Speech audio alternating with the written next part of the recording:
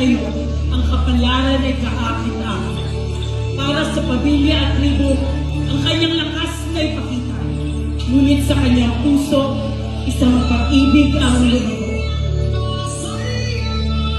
Si Ines Canoyan, katangian na tila bukang liwayway. Mula sa kalagitian, ang kanyang ganda'y nakakatingalaay.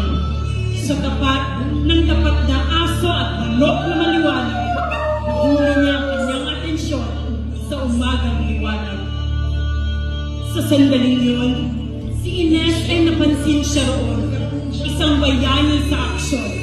May lakas na lampas sa lahat. Sa ligaya, sila'y inasal. Ang mga puso'y nagkaisa. Sa pag-ibig na wagas, magkasama ang tadhana. Ngunit isa pang pagsubok, isang hamon na kakaharapin. Kanting nila lang, sa tubig ay umanos! Sa labanan ng matindi, silang ay nakipaglaban ng tindi. Ngunit ang laban ay nagtapos sa isang nakalulungkot na gabi. Habang siya'y nahulog, ang huling salita ay umabot. Si Ines sa sakit na dama ang bigat ng tao.